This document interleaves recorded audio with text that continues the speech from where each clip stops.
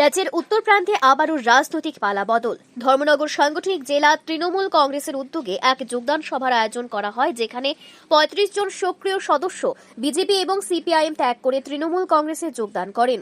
নবাগতদের হাতে দলীয় পতাকা তুলে দিয়ে বরণ করে নেন তৃণমূল যুব কংগ্রেসের রাজ্য সভাপতি শান্তনু সাহা। তিনি বলেন, মানুষ এখন বিকল্প চায়।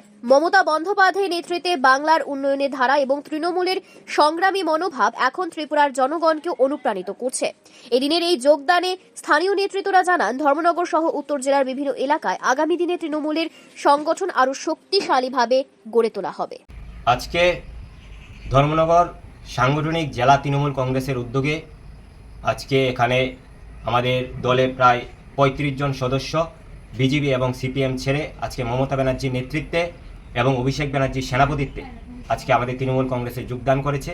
আমি তাদেরকে স্বাগত জানিয়েছি এবং আগামী দিন এই ধর্মনগর জেলায় তৃণমূল কংগ্রেসকে শক্তিশালী করার জন্য এই সমস্ত লোকদের নিয়ে আমরা আগামী দিন মানুষের সমস্যার সমাধান করার জন্য, আগামী দিন মানুষের হয়ে আওয়াজ তোলার জন্য আগামী দিন মমতা ব্যানার্জির নেতৃত্বে আমরা বিভিন্ন ধরনের আন্দোলন এবং রাস্তায় থাকব।